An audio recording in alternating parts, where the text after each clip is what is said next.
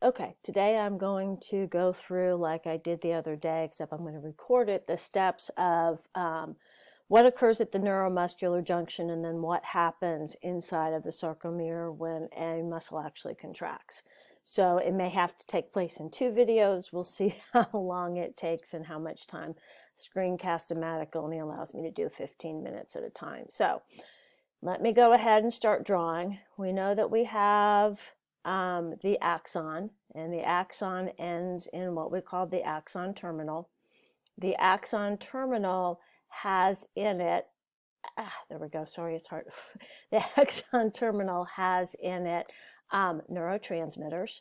So as we draw this, and I'll change colors, in the axon terminal I have these vesicles, we'll call them, and these vesicles contain the neurotransmitter, and a neurotransmitter basically is a chemical that allows the signal to go from the neuron to the muscle, or when we get to the nerve unit next chapter, it allows it to go from neuron to neuron. We know that there is the muscle right there that is sitting by the neuron but is not touching it. That muscle has receptors on it that the neurotransmitter is going to actually attach to.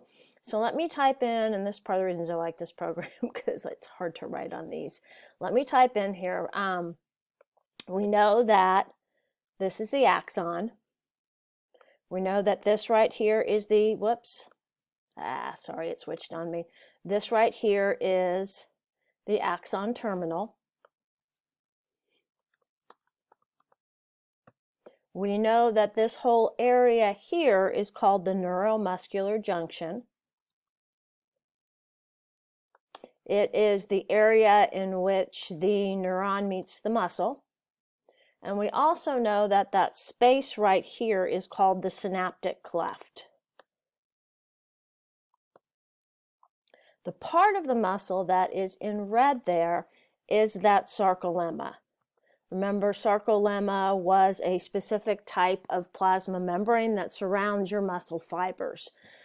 So we have an axon terminal. Within the axon terminal are those neurotransmitters.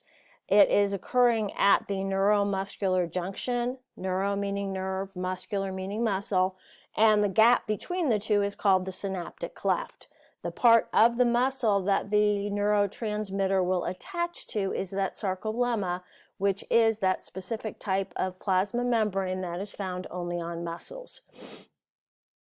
So the whole process starts off by having an action potential come down the neuron. Now remember, nerves basically run on electrical signals. Those are ions that are going back and forth, ions that are flooding into the nerve, ions that are leaving. We will get into that the next chapter. But realize that the action potential is that nerve being stimulated. So it is sending an action potential or a signal down the neuron. When that action potential reaches your axon terminal, what happens is there is a change, and it causes a substance to flood in to that axon terminal. What floods in is the ion calcium. Now, calcium is going to play a part in two different steps, but the first step that it plays a part in is that the calcium floods into the axon terminal, and that's what allows that neurotransmitter to be released. Otherwise, if the neurotransmitter didn't have a signal, it would be released all the time and your muscle will constantly be contracted. So calcium floods in. When that happens, those vesicles go to the very outside and they will open up, and that is called exocytosis. Basically, what's going to happen is they are going to join with that cell membrane, and that vesicle will then empty out into the center. So when they go to the side here like this, they are going to open up once calcium floods in, and that neurotransmitter is then released into that synaptic cleft. So once it empties out, I now have the neurotransmitter in that gap. So a couple things. Remember that that is a neurotransmitter. And that is what carries the signal from nerve to muscle. And in this case, we know that that neurotransmitter has a name, and it is acetylcholine. Whoops.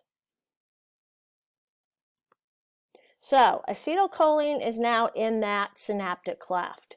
So what has to happen for it to actually stimulate the muscle is it has to cross that synaptic cleft. And what happens is those neurotransmitters will attach to receptors. And those receptors are on the sarcolemma. So the neurotransmitter crosses, it will attach to receptors. And when it attaches to receptors, those receptors cause a reaction in the muscle.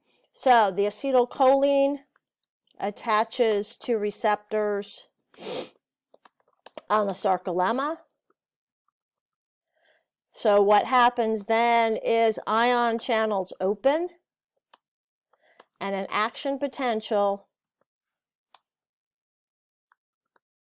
starts in the muscle. So the ion, and we'll learn this as we get to nervous system, that the ion that floods in is sodium.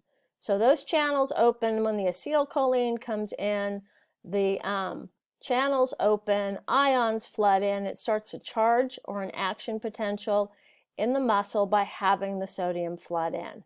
So this sodium flooding in causes an action potential in the muscle.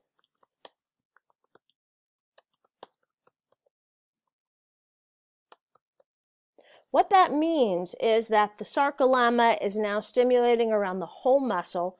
When it does that, it is going to stimulate the sarcoplasmic reticulum. Because we know the sarcoplasmic reticulum contains calcium. And calcium is again needed for the next step, which is where it affects the sarcolemma. The sarcomere. So let me draw the sarcomere real quick. We know on the muscle fibers that it contains a contractile unit that we call the sarcomere. Sarcomere is a set of myofilaments, two of them, actin and myosin, that work together to cause muscle contraction. So there are multiples of these down each muscle fiber, and they all get stimulated at once as that muscle fiber is stimulated by the sarcolemma, and then the sarcolemma then stimulating the sarcoplasmic reticulum. So there is the Z line.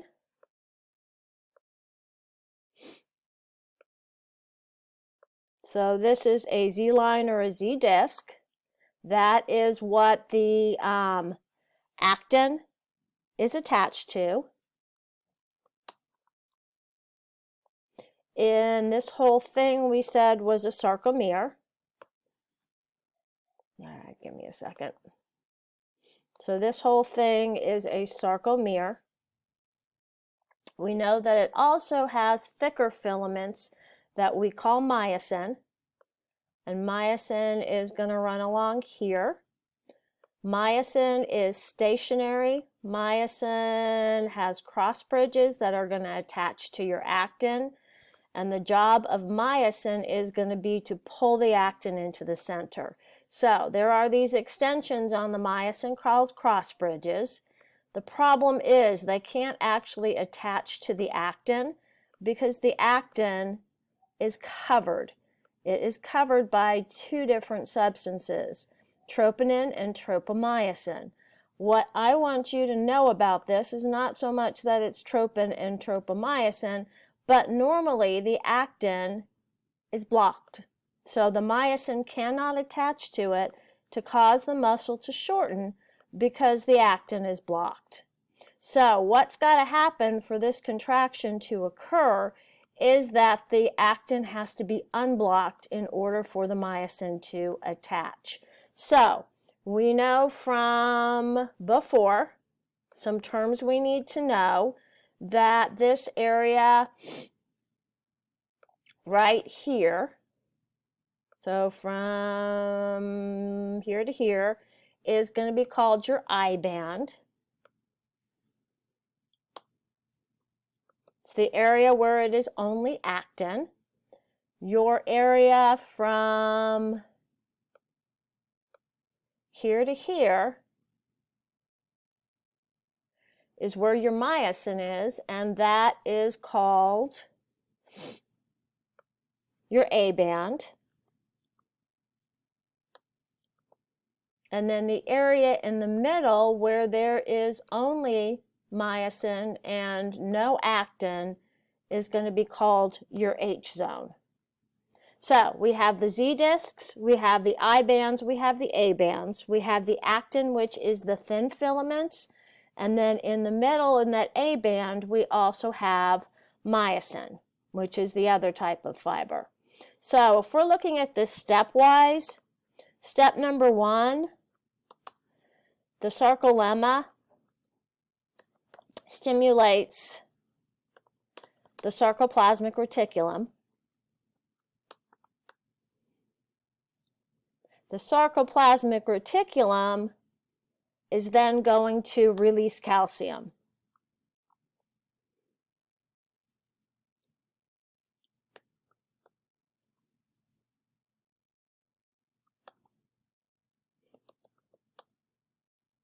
That calcium unlocks the actin.